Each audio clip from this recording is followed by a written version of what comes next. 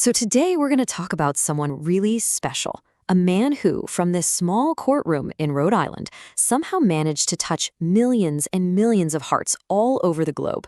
We're talking, of course, about Judge Frank Caprio. So let's dive into this incredible story of kindness and justice. This quote right here, it's simple, but it's so powerful. This belief was basically the North Star for Judge Caprio. It was the heart and soul of every single decision he made. And it really set the stage for a completely unique way of looking at the law. And that's what we're going to break down. All right, a judge unlike any other. I mean, we've all seen the videos, we've heard the stories, but who was the man who actually earned that title, the world's nicest judge? To really get his impact, we've got to understand the man himself. Okay, so on paper, his official title was Chief Judge of the Providence Municipal Court. But that's just the beginning of the story, right? Through his show, Caught in Providence, his little courtroom became this huge global classroom. He wasn't just a judge, he became a teacher, a role model, and really a symbol of compassion. It's clear his legacy was about so much more than just a title. Now, what's so fascinating is how he did it. What was his secret sauce? What were the core ideas that guided him and made so many people from all over the world just connect with him? Well, let's take a look. It really all boils down to these 5, let's call them pillars. And look, they're not some complex legal theories. They're simple human truths. Compassion, humanity, dignity, kindness, and love. I mean, these were the tools he used every single day. Let's dig into a couple of these to see what they actually looked like in action. So this is the big one, right? Instead of just seeing a parking ticket or a speeding violation, Judge Caprio saw a person with a story. You've probably seen those clips where he'd just pause everything to ask about someone's life, or when he'd bring a little kid up to the bench to help him decide their parent's case. He just got it, that behind every ticket is a real person, and understanding their story is way more powerful than just handing down a punishment.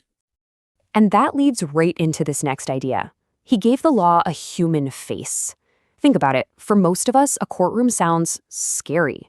It's cold, it's impersonal, but he completely flipped that on its head. His courtroom became a place of healing, a place of hope, and yeah, sometimes even a place of humor. He proved that the law doesn't have to be this rigid, unfeeling thing. It can be about people helping people. And here's the crazy part. This way of thinking, this compassion, it didn't just stay in Providence. Oh no, it exploded. It became a global phenomenon that reached millions of people who had probably never even heard of Rhode Island before. But that's the real question, isn't it? I mean, think of all the noise, all the content out there in the world. Why on earth did the proceedings of a local city court capture everyone's attention? What was it about Judge Caprio that just clicked with so many of us? The answer is actually pretty beautiful and pretty simple. In a world that can feel so harsh, so divided, his courtroom was this little island of kindness. His videos weren't really about the law. They were these powerful, bite-sized lessons in humanity. He just tapped into this universal thing we all want, a world led by empathy. He reminded us that kindness is a language we all understand. And that brings us to his legacy, because what he left behind for all of us is this absolutely timeless message. It's something that every single one of us has the power to carry forward right now in our own lives.